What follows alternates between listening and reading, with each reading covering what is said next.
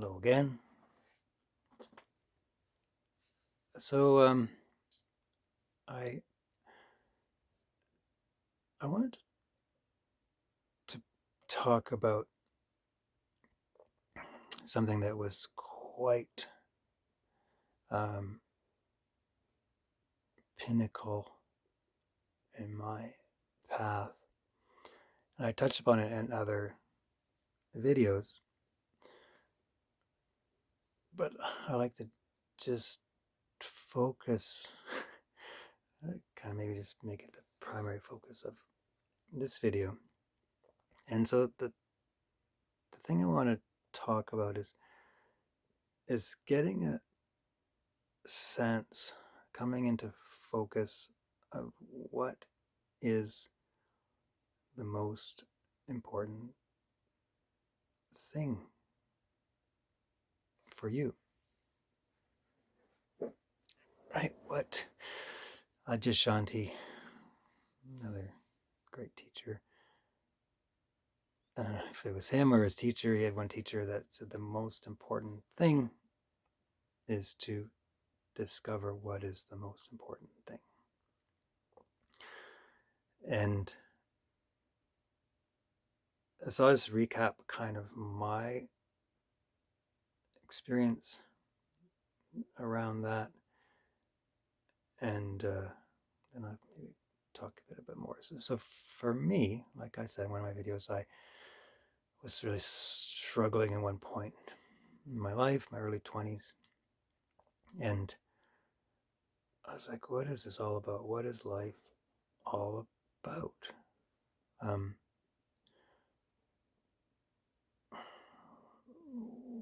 what do I want to do here? Right, so early in my 20s, a lot of life to live. What do I want to do with that life? And so I looked around, and I was kind of gathering information, doing some research, and okay, well, what do other people want to do? What are people doing? And I'd see people working, their cars, their nice houses, their spouses, children, families, careers, bank accounts, I don't know, whatever. And so, okay, these people are getting these things. So why are they getting these things?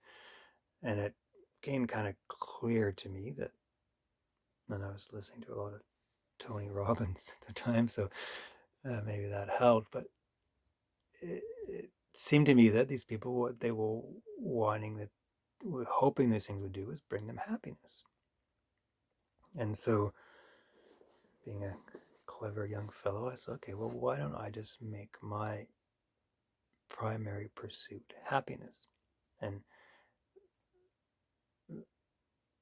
make my focus and wear some energy in trying to figure out what will make me happy, what makes people happy.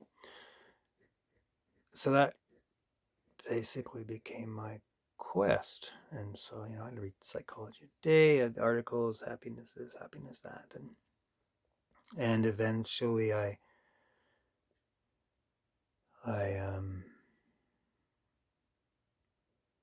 ended up with Buddhism, because Buddhism was one kind of path that talked a lot about happiness, right? Being happy, and I kind of felt like I needed some kind of dedicated uh, practice or something. So that led me to that. Happiness led me to Buddhism.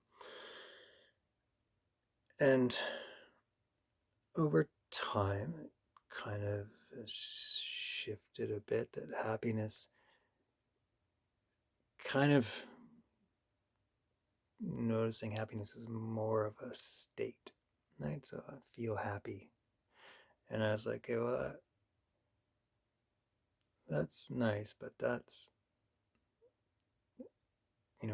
fine tune it. So it became that freedom and I mean, maybe in Buddhism that really impacted me, whatever, but they talk about being free, free from suffering, freedom, liberation, all that stuff. So being free. And recently, I don't know recently, but kind of I like being at peace. And for me, kind of, because freedom kind of has attachment to it, right? So I'm free. I need something to be free from. And that felt a little bit sticky, maybe. I don't know. Or maybe I'm just making all this up. Anyways,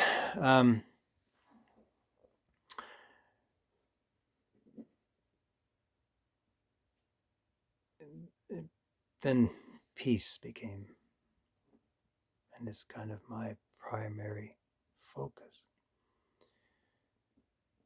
But kind of, yeah, peace, but it's still freedom.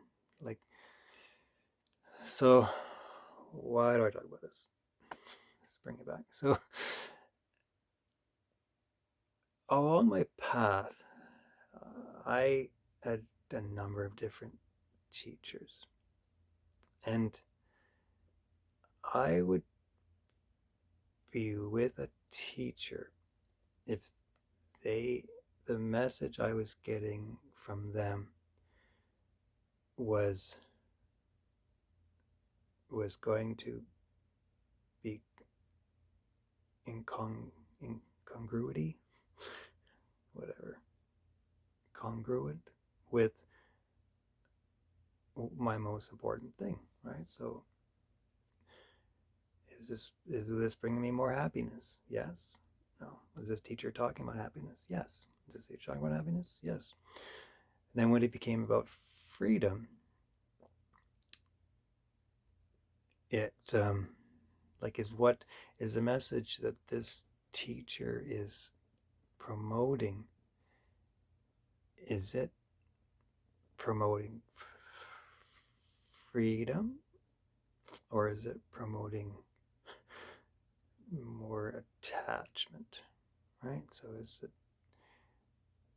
is it more about you need to do this in order to do that, or it's kind of a bit hard to explain,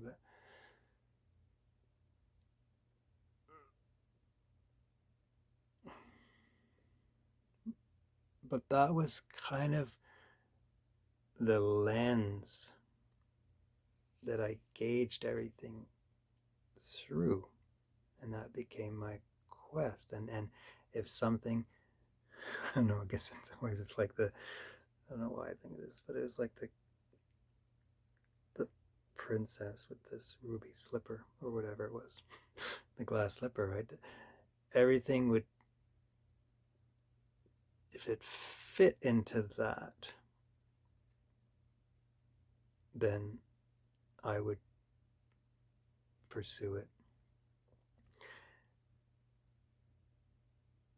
And it kind of dawned on me at one point that was actually my real teacher, my real guru, right? We get the message like, find your guru, or the guru is within us. That's cool.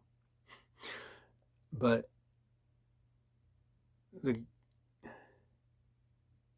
what does that mean? And that's kind of felt like that's what it was. Like this, because I didn't have like one dedicated teacher that I followed. Like I would follow whatever teaching was helping me to auger down further and further on into that stream that I was that kind of mining analogy, right? So you got like the vein of gold, and so I would my vein was freedom. And so it was just, will this help? Will this help? Will this help? Sure, I'll take that. I'll take that. Take that. And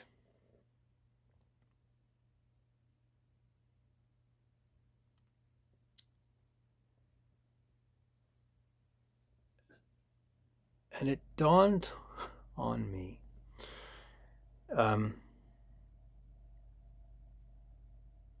when I had kind of, my perspective had really shifted, and I'd really felt like I'd come to a place of a lot of peace and happiness and very little suffering. And so I would try and I would like become very this missionary zeal and wanting to share my experience with people and share my path with people. But it became apparent that not everyone was after the same thing. And it was a bit shocking at first, but it's fine. Now, but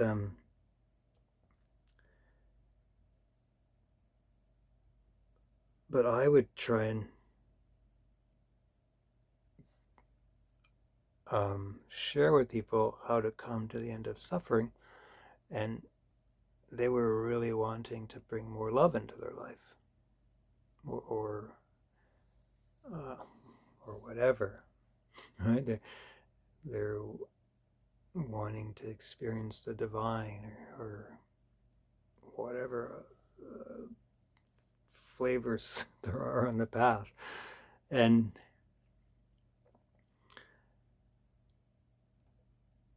then it just kind of made sense. Well, no wonder what I'm sharing with them, they just hate. I don't know if they I mean, it wasn't always that well received, sharing with people that you don't actually exist the way you think you do. But it made perfect sense. If I'm wanting to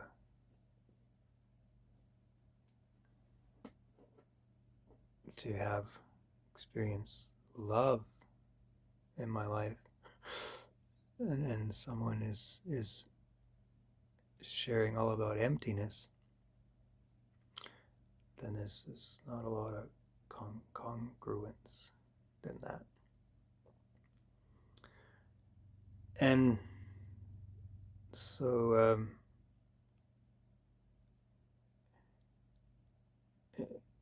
for me, it was, number one, it was incredibly helpful to have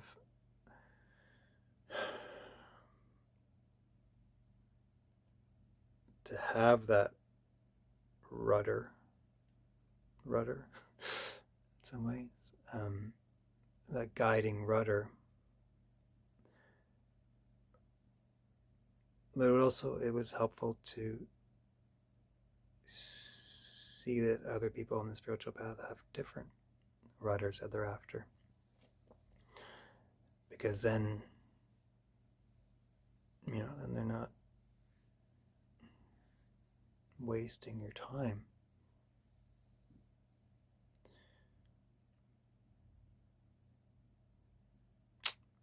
So I wanted to share that,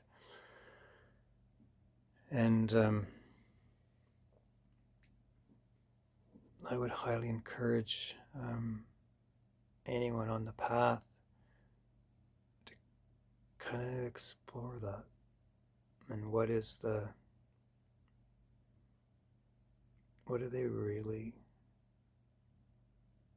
on the path to get. And it can change, right? It can, but and are they on the path? Do they think they're on the path for a byproduct, right? So I don't know. I can't really think of an example right now, but